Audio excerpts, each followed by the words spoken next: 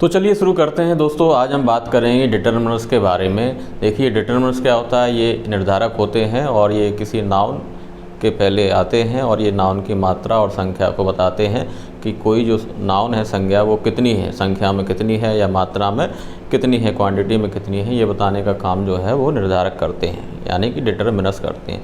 तो ऐसे ही आज हम निर्धारक की बात करेंगे। डिटरमिनर्स एक है सम और एक है एनी। ठीक है, तो देखिए सम का मतलब होता है कुछ और एनी का मतलब होता है कुछ, और ये एग्जाम में आते हैं फिल इन द ब्लैंक्स में, है ना, तो इनको फिल करना होता है। तो चलिए समझते हैं कि क्या इनका अर्थ है। देखिए सम का होता है कुछ और ये अफर्मेटिव सेंटेंस में यूज किया जाता है। अफर्मेटिव सेंटेंस क्या होते हैं, एक ऐसे सेंटेंस जो सरल वाक्य हैं, जो ना ही नेगेटिव है ना ही इंटरोगेटिव है। नेगेटिव यानी कि जिसमें नहीं लगा हो, नॉट आ रहा हो ऐसा सेंटेंस, और इंटरोगेटिव जिसमें हेल्पिंग वर्ब या क्वेश्चन वर्ड से सेंटेंस स्टार्ट हो रहा हो, वो क्या होते हैं, इंटरोगेटिव होते हैं। लास्ट में क्वेश्चन मार्क भी होता है इंटरोगेटिव सेंटेंस में।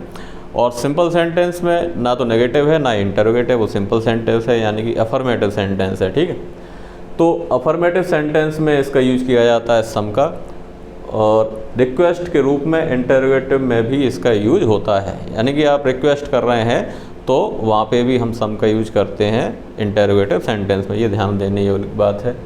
और क्या है कि काउंटेबल तथा अनकाउंटेबल नाउन दोनों में इसका यूज किया जाता है। सम का काउंटेबल नाउन हो चाहे अनकाउंटेबल। काउंटेबल जैसे काउंट किया जा सके, अनकाउंटेबल जैसे वाटर हो गया, हम गिनते थोड़ी की, एयर हो गया, है ना, तो ये गिना नहीं जाता, ये अनकाउंटेबल नाउन है। ठीक है, तो चाहे काउंटेबल हो चाहे अनकाउंटेबल, दोनों के साथ हम सम का यूज करते हैं कुछ के रूप में। ठीक है, एग्जाम्पल देखिए क्या लिखा है, please give me some money. ठीक है, तो क्या कह रहा है, कृपया गिव मी मुझे दीजिए सम वाटर, कृपया मुझे कुछ पानी दें या थोड़ा पानी दें, है ना। तो यहाँ पे थोड़ा सा अर्थ आ रहा है इसका कि please give me some water, कृपया मुझे थोड़ा पानी दीजिए। ठीक है,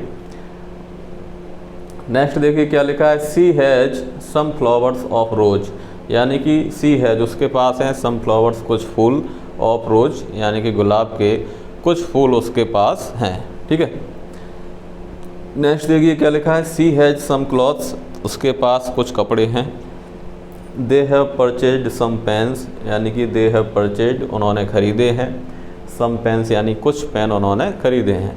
ठीक है, अब यहाँ पे देखिए सम के बाद क्या आ रहा है, वाटर, जो कि क्या है, एक अनकाउंटेबल नाउन है ना। फिर देखिए यहाँ सम के बाद क्या आ रहा है, फ्लावर्स, ये काउंटेबल है ना, इसलिए यहाँ पे देखिए फ्लावर के बाद एस लगा है, कितने फूल हैं, एक हैं, दो हैं, तीन है।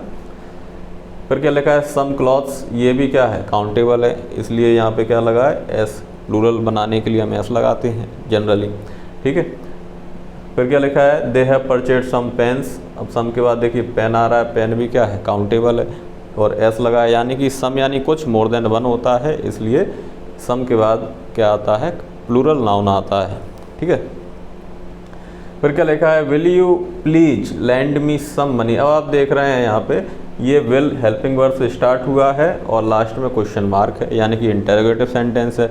और हमने देखा यहाँ पे कि सम जो है अफर्मेटिव सेंटेंस में यूज किया जाता है। दूसरी कंडीशन क्या थी कि रिक्वेस्ट के रूप में, जब रिक्वेस्ट वाले सेंटेंस हो, रिक्वेस्ट हो रहा हो, तो इंटरोगेटिव सेंटेंस में भी इसका यूज होता है। अब देखिए यहाँ पे क्या लिखा है, विल यू प्लीज, देखिए प्लीज लगा है, प्लीज यानी रिक्वेस्ट कर रहा है, इसलिए इंटरोगेटिव सेंटेंस में भी हम क्या करते हैं, सम का यूज करते हैं। Will you please lend me some money, क्या आप मुझे कुछ रुपए उधार देंगे, कुछ पैसा उधार देंगे। ठीक है, तो यहाँ पे भी सम का यूज हुआ है। तो आई थिंक आपको समझ में आ गया होगा। आपको कुछ बातें ध्यान रखनी है कि सम को हम कुछ कहते हैं या थोड़ा कहते हैं। ठीक है, अफर्मेटिव सेंटेंस में यूज होता है, रिक्वेस्ट के रूप में, इंटरोगेटिव सेंटेंस में, चाहे नाउन काउंटेबल हो चाहे अनकाउंटेबल, दोनों में होगा। ठीक है, तो आई थिंक सम आपको समझ में आ गया होगा। अब हम बात करते हैं एनी। एनी को हम कहते हैं कोई, एनी का मतलब क्या है, कोई, और ये जनरली नेगेटिव और इंटरोगेटिव सेंटेंस में इसका यूज होता है। ठीक है, नेगेटिव और इंटरोगेटिव।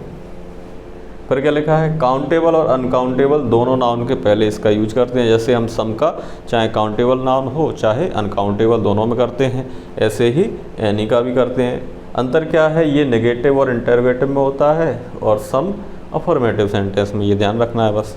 ठीक है, एनी का मतलब है कोई। क्या लिखा है, I don't have any pen, यानी कि मेरे पास कोई पेन नहीं है। ठीक है, इसका मतलब क्या हुआ, आई डोंट हैव यानी मेरे पास नहीं है, एनी पेन कोई पेन, मेरे पास कोई पेन नहीं है। तो देखिए एनी के बाद पेन आ रहा है जो कि काउंटेबल नाउन है। ठीक है, फिर क्या लिखा है, they do not have any chair, यानी कि उनके, डू नॉट हैव उनके पास नहीं है, एनी चेयर उनके पास कोई चेयर नहीं है। ठीक है, अब आप यहाँ पे देख रहे हैं एनी के बाद पेन आ रहा है, ये चेयर आ रहा है, ये सिंगुलर आ रहा है, क्योंकि आप कह रहे हैं कोई नहीं है, यानी कि है ही नहीं है, प्लूरल कहाँ से होगा, तो इसलिए क्या है सिंगुलर नाउन आ रहा है इनके बाद। जब भी आप सम में देख रहे हैं तो यहाँ पे क्या आता है, प्लूरल नाउन आता है, ये भी आप गौर करें। ठीक है, फिर क्या लिखा है, do you want to ask any question, do you, ये इंटरोगेटिव सेंटेंस है और ये दोनों ही क्या थे, नेगेटिव, क्योंकि यहाँ भी नॉट लगा है और यहाँ भी डू नॉट यानी डोंट, ये साथ में कर दिया है। Do you want to ask, क्या आप पूछना चाहते हैं, एनी क्वेश्चन कोई सवाल, क्या आप कोई सवाल पूछना चाहते हैं। ठीक है, लास्ट में क्वेश्चन मार्क लगा है और डू हेल्पिंग वर्ब से स्टार्ट हुआ है इसलिए इंटरोगेटिव है, ये नेगेटिव थे।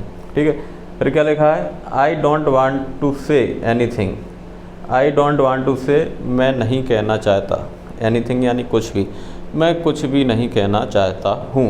ठीक है, तो इसका मतलब क्या हो गया, I don't want to say anything, मैं कुछ भी नहीं कहना चाहता हूँ। तो देखिए आप, ठीक है, थिंग जो है ये क्या है, सिंगुलर है, प्लूरल होता है, एस लगा होता है। तो हम देख रहे हैं एनी के बाद क्या आता है, सिंगुलर नाउन आता है, ये आप ध्यान रखें। और सम के बाद क्या आता है, अगर काउंटेबल होगा तो प्लूरल नाउन आएगा, जैसे एस लगा, ये प्लूरल है, ये भी प्लूरल है ना। और अगर अनकाउंटेबल नाउन है तो अनकाउंटेबल तो प्लूरल होता ही नहीं है, जैसे शुगर है, शुगर थोड़ी होता है, वाटर है, वाटर थोड़ी होता है ना, तो वो सिंगुलर ही रहते हैं। अनकाउंटेबल नाउन क्या होते हैं, सिंगुलर ही रहते हैं।